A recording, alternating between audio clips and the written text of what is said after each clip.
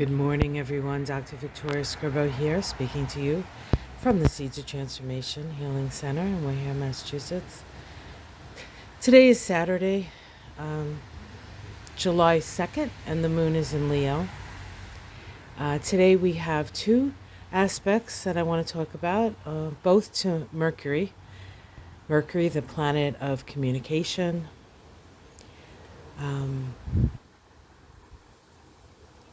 makes a supportive connection to Saturn. It is a waxing trine. Waxing trines have the energy of Leo, and so it becomes self-expressive, creative.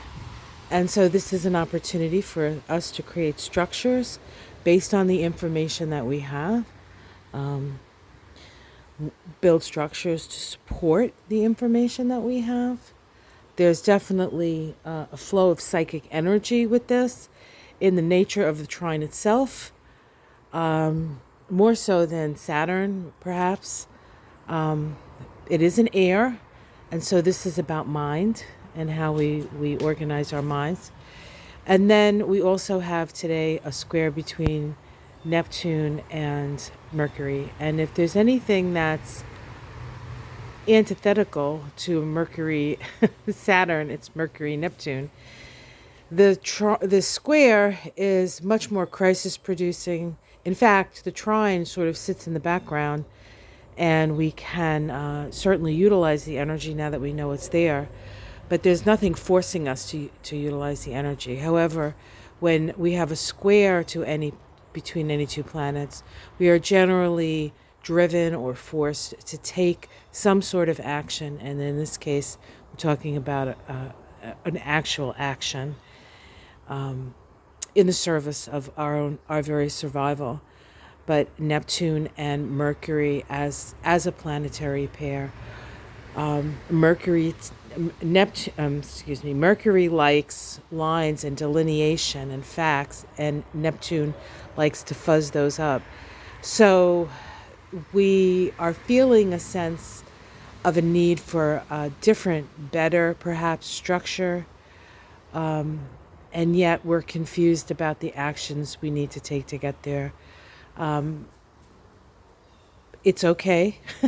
You don't have to know everything you have to do right now. So, but I think with Neptune, Mercury connections, this energy can be either you can be lying or you can be inspiring.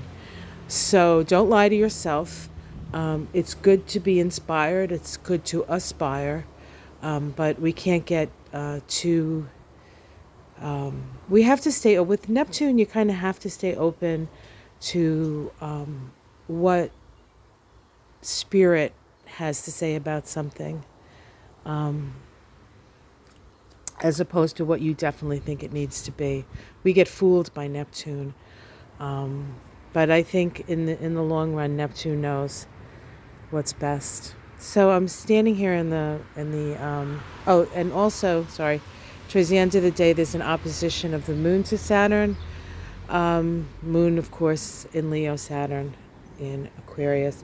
We may get a little bit of a better vision about where we stand, and what we need to do to express ourselves in a way that is within the parameters of what we have available to us. So I'm standing here in the doorway of the office because it is raining a little bit, although not too bad. Wait a minute. Now, as I say that, it's probably going to start to pour on my head.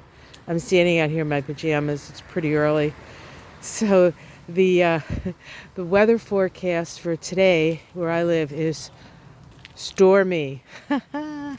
Stormy. So we'll see how stormy, but oh my God, everything has grown to such phantasmagorical proportions this year. Of course, we've pretty much let things grow. I haven't been a crazy weeder this year, just to kind of see what's growing and what's going to happen and what Mother Nature has to say about things. Although I do need to get in here. There are a couple of things that need to come out. But It's just such a lovely time of year. And yeah, so stormy and then nice weather for the next day. So, all right. Well, there we go, guys. Have yourself a wonderful day. Please like and subscribe if you haven't checked out my astrology of the first 9 days of July. Please do so. I think you'll find it very interesting. I really dive deep into the charts and the Sabian symbols and the like. And I also have a Kabbalah of July out as well. I separated them. Usually I put them together a little bit, but I separated them this month because I knew there was going to be a lot to talk about. So you can check that out if you want.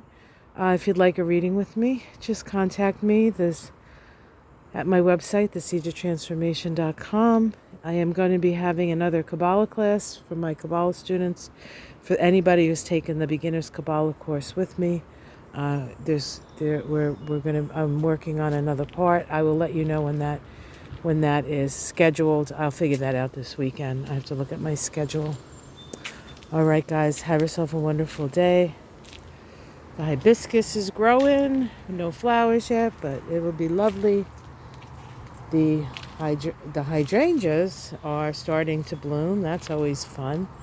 And this giant plant here with the yellow flowers, this is actually kind of a weed, but it is primrose. And this is the plant, I know I've told you this before, this is a plant that they make evening primrose oil with. So it's pretty, so I left it in. Yeah. And we have plenty of blackberries waiting to ripen up here. And some beautiful roses coming out. We have more of Gretchen's roses coming out. More Boo's roses coming out. I'm so excited. And of course, Michael's garden is just cray-cray. I mean, look how enormous these plants have gotten. It hasn't been that long. Yeah. All right, guys. Have yourself a wonderful day.